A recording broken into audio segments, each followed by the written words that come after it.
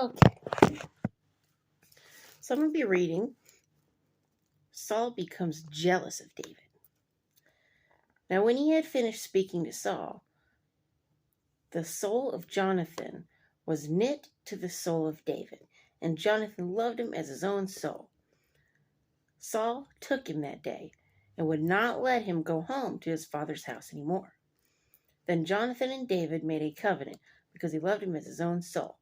And Jonathan took off the robe that was on him and gave it to David, with his armor, even to his sword and bow and his belt. So David went out whenever he sent him, and behaved wisely, and Saul set him over the men of war. And he was accepted in the sight of all the people, and also in the sight of Saul's servants. Now it had happened as they were coming home, when David was returning from the slaughter of the Philistines, that the women had come out of all the cities of Israel, singing and dancing, to meet King Saul with tambourines, with joy, and with musical instruments. So the women sang as they danced, and said, Saul has slain his thousands, and David his 10,000s. So here we are, King David, or he's not the king yet, but he is already outperforming Saul. So now Saul didn't like that. So I gotta blow my nose. Give me a second. Okay. Then Saul was very angry, and the saying displeased him. And he said, They have ascribed to David 10,000s, and to me they have ascribed only thousands. Now what more can he have with the kingdom? So Saul eyed David from that day forward. And it happened on the next day that the distressing spirit from God came upon Saul, and he prophesied inside the house. So David played music with his hand, as the other times, but there was a spear in Saul's hand. So Saul's getting ready to kill David now. And Saul cast the spear, for he said, I will pin David to the wall. But David escaped his presence twice.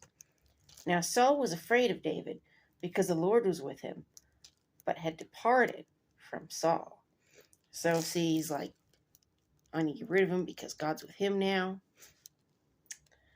Therefore Saul removed him from his presence, and made him his captain over 1,000, and he went out and came in before the people. And David behaved wisely in all his ways, and the Lord was with him. Therefore, when Saul saw that he behaved very wisely, he was afraid of him. People don't like wise people for some reason. Probably because they're foolish, and so they see wise people, and they know that's where they should ascribe to, and they're not, and because they're not ascribing to that, they don't like it. But all Israel and Judah loved David, because he went out and came in before them. Then Saul said to David, Here is my older daughter Merab. I will give her to you as a wife. Only be valiant for me and fight the Lord's battles.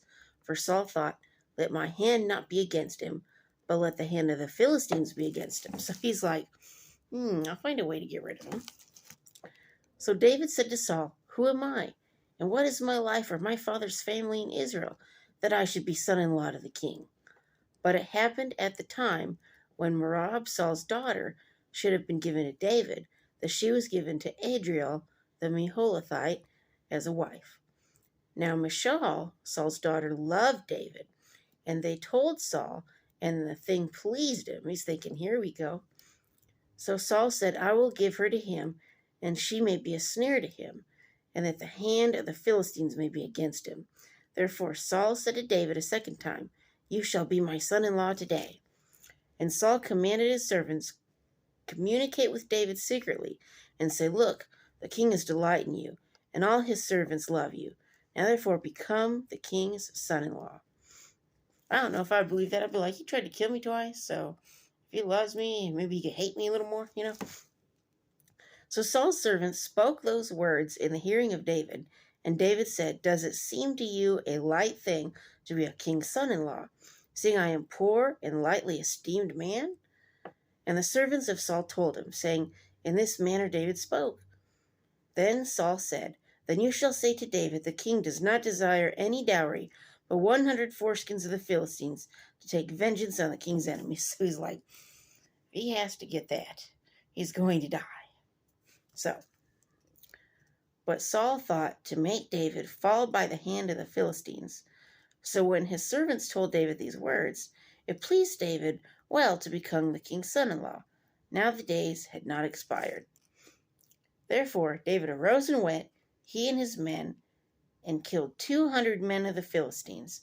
And David brought their foreskins and gave them in full count to the king, that he might become the king's son-in-law. Then Saul gave him Michal, his daughter, as a wife. So David's already hitting everything Saul can throw at him.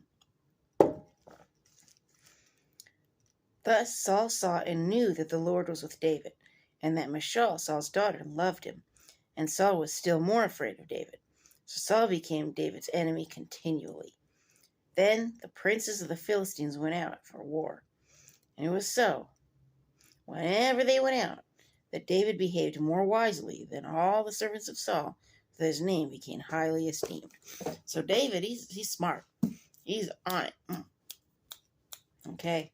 So Saul's not liking that. Saul's like, that's not good. When you're wise in the Lord, people don't like you.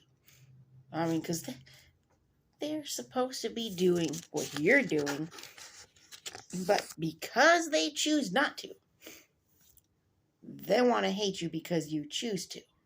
See? Because you're making them look bad. Really, they're making themselves look bad. But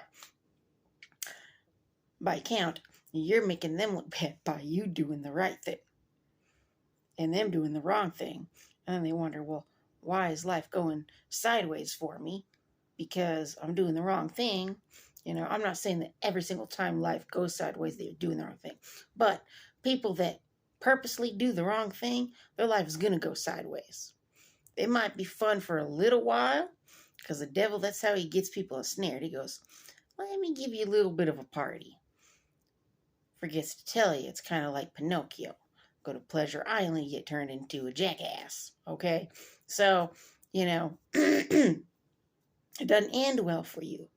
So, when you're doing the right thing, you know, people don't like it because it makes them look bad. Because they should be doing what you're doing. And because they're not, well, there you go. So, anyway. So, tomorrow I'm going to read Saul Seeks to Kill David. So, we're going to see. Is he going to kill him? Or is King David not going to be killed?